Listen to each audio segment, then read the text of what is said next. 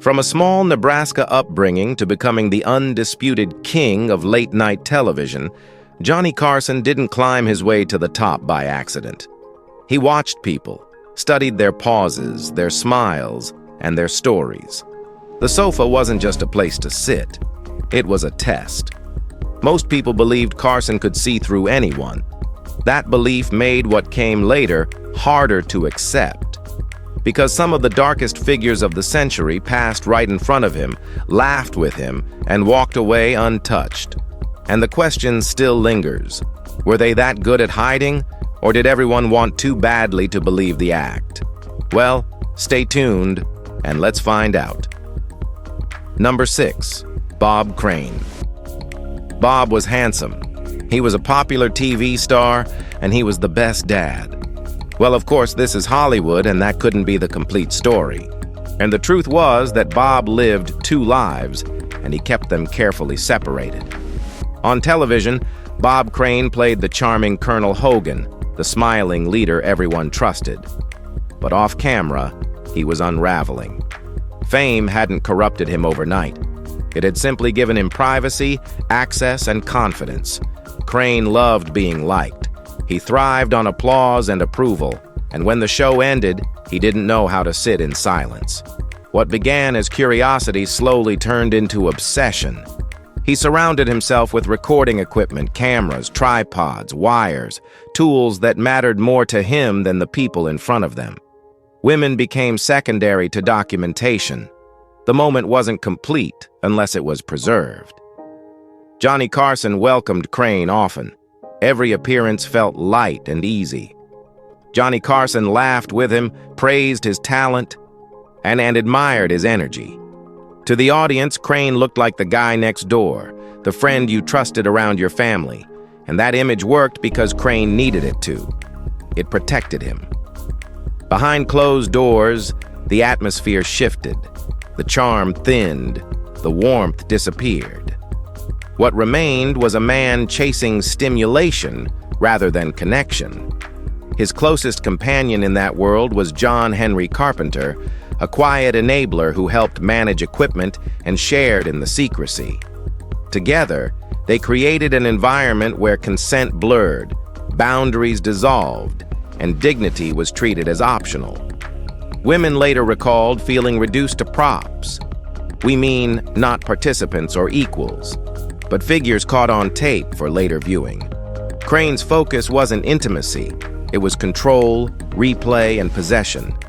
And that emptiness grew heavier as his public image stayed frozen in permanent cheerfulness.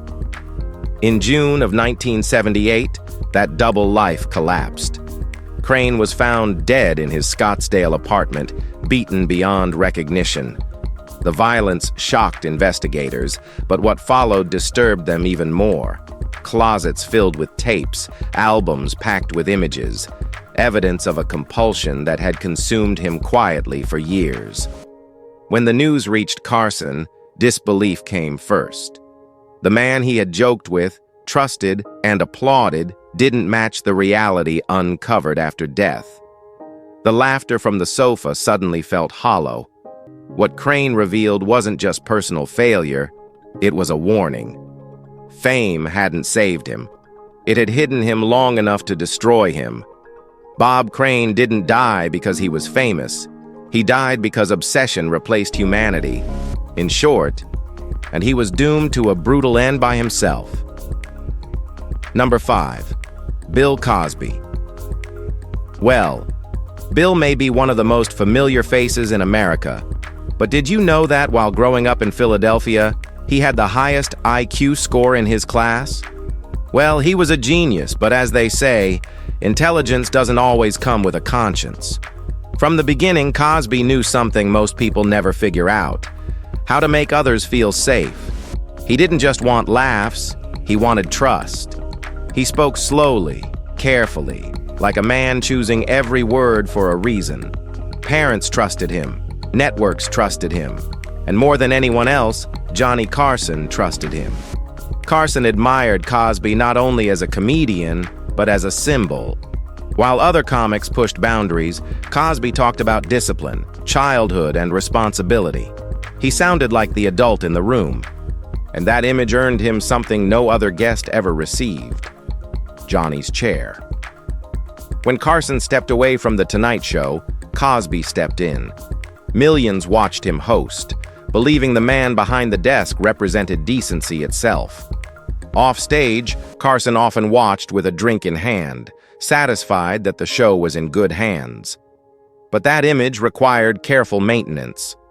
Away from cameras and applause, Cosby's attention drifted toward young women who admired him, trusted him, believed him. He offered advice, guidance, and opportunity. He spoke gently, like a mentor, like a father figure. Then came the drinks.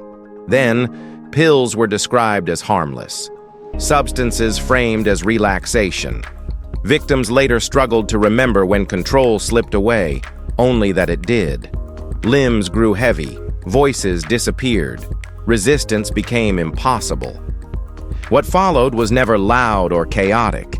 It was just a quiet violation, carried out with patience and confidence. Afterwards, many women woke alone, disoriented, unsure what had happened, unsure if they would even be believed. That uncertainty was part of the design. The drugs didn't just weaken bodies, they erased certainty, and uncertainty kept mouths shut. Days later, Cosby would return to television, laughing, joking, sitting beside Carson as if nothing had happened. Audiences applauded the same man who had just destroyed someone's sense of safety.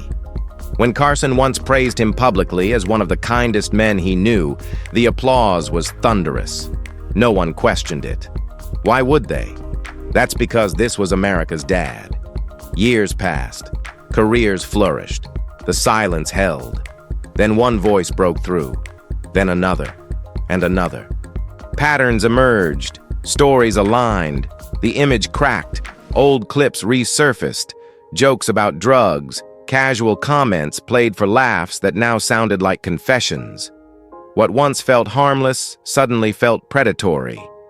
Johnny Carson spent his life believing he could read people. With Bill Cosby, he didn't just misjudge a man, he unknowingly helped protect one. And the cost of that mistake wasn't measured in reputation or careers, but in decades of stolen control, buried trauma, and women who were forced to carry the truth alone while the world kept clapping. Now let's move to number 4, Woody Allen. During the peak years of The Tonight Show, Woody Allen felt like an outsider wandering into Hollywood by accident. He wasn't loud or commanding. He arrived hunched, anxious, dressed like a man more comfortable in libraries than studios. On the sofa, and he talked about therapy, fear, art, and the quiet misery of being human. The audience adored him for it. Johnny did too. Johnny treated Woody with a kind of gentle curiosity, amused by his intellect, impressed by his discipline, convinced he was watching a harmless mind at work. To Johnny, Woody represented the idea that intelligence softened people, that humor rooted in insecurity couldn't possibly hide cruelty. He seemed too fragile, too inward, too absorbed by ideas to be dangerous. That belief would not age well. In January of 1992, that carefully maintained image shattered inside the Manhattan home of Mia Farrow, Woody's longtime partner. What she discovered wasn't a misunderstanding or a rumor. It was proof. Photographs that confirmed a private reality no one wanted to imagine. The images centered on Soon Yi Previn, Mia's adopted daughter, raised within the same household, were once treated as family. What made the revelation so devastating wasn't just betrayal. It was the collapse of boundaries that should never blur.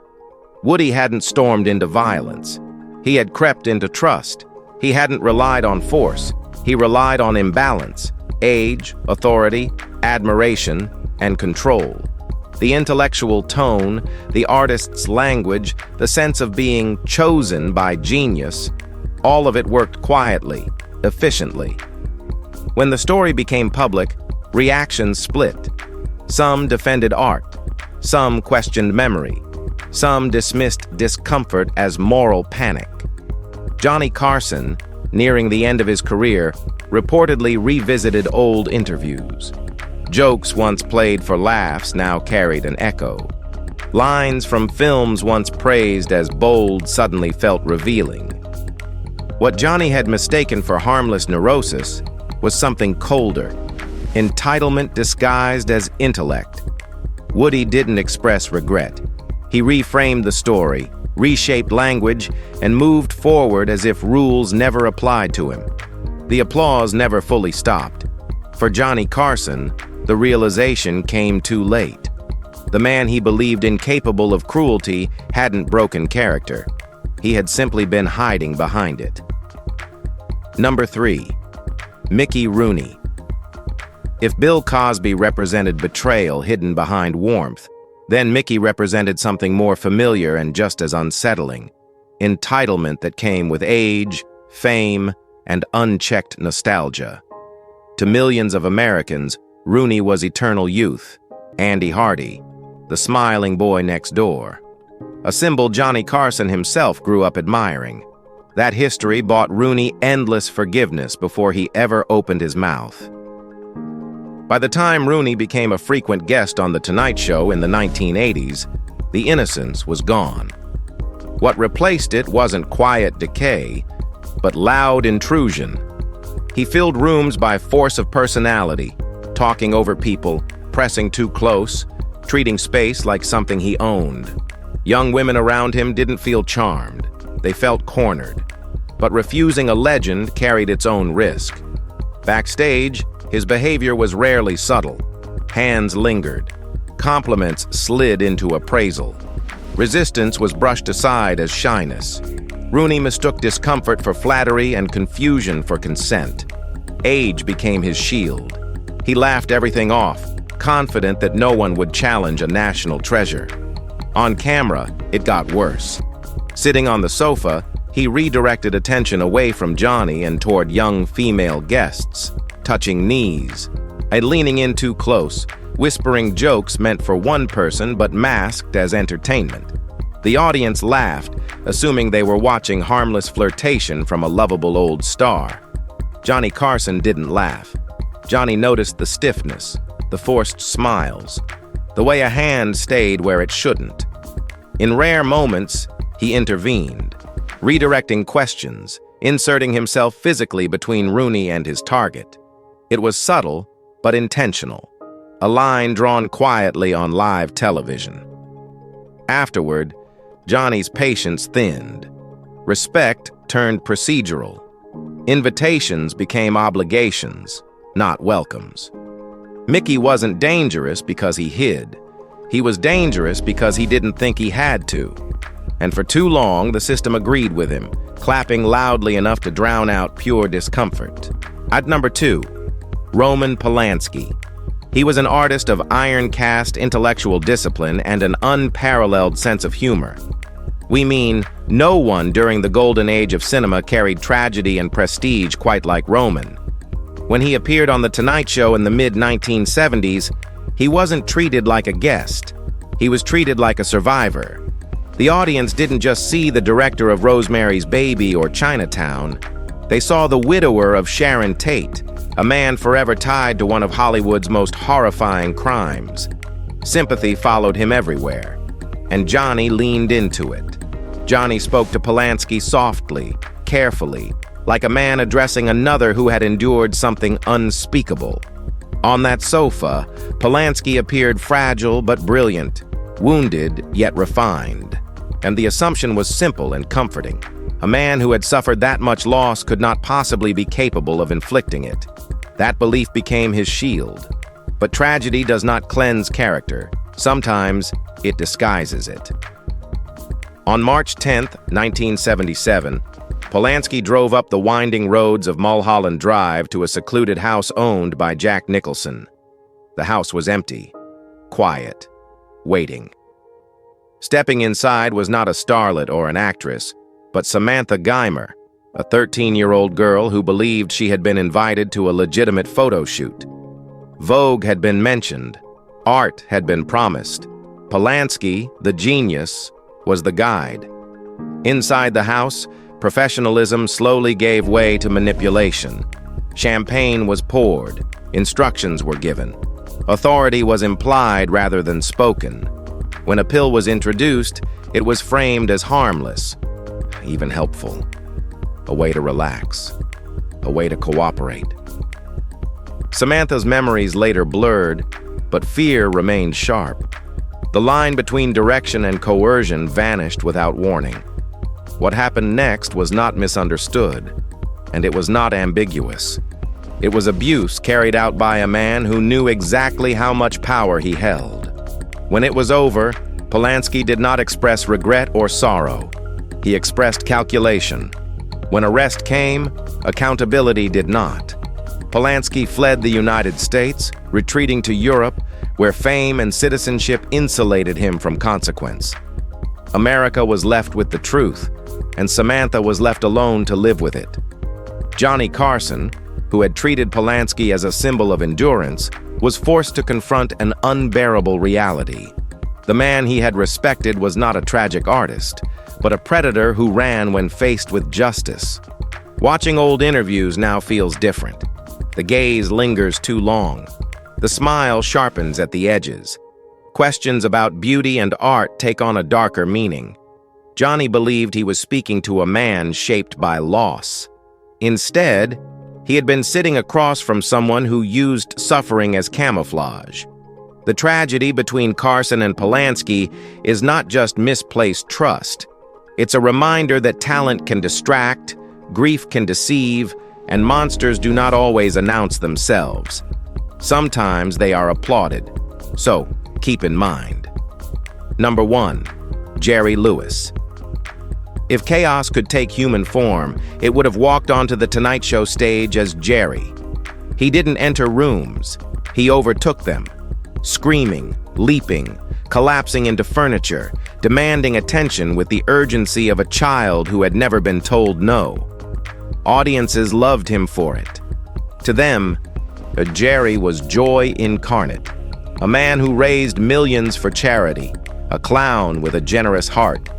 Johnny played along, often stepping back, letting Jerry dominate the stage. But Johnny watched closely. He always did. And when the laughter faded, something else lingered.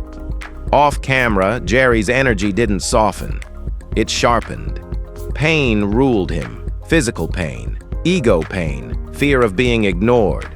Pills became routine. Control became essential. People around him learned quickly where they stood, especially women. Stories circulated quietly, never loudly enough to disrupt the myth.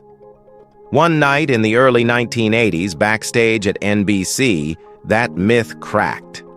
A young assistant entered Jerry's dressing room to deliver a routine message. She didn't interrupt a joke. She didn't provoke him. She simply existed in the wrong space at the wrong moment. Jerry exploded. Objects were thrown. Words cut deep. What poured out wasn't comedy. It was contempt. Raw, personal, unmistakable. Johnny heard it. When he stepped in, he didn't see a performer losing focus. He saw a man who believed power entitled him to humiliation. Moments later, Jerry flipped the switch. Music played, smiles returned. America cheered. The cruelty vanished behind applause. Later revelations only darkened the picture. Jerry's private life reflected the same pattern: control, punishment, emotional violence. Even in death, he delivered one final blow, disinheriting his own sons, sealing resentment into legacy. Johnny Carson understood something then. Jerry didn't perform to give joy. He performed to be worshipped.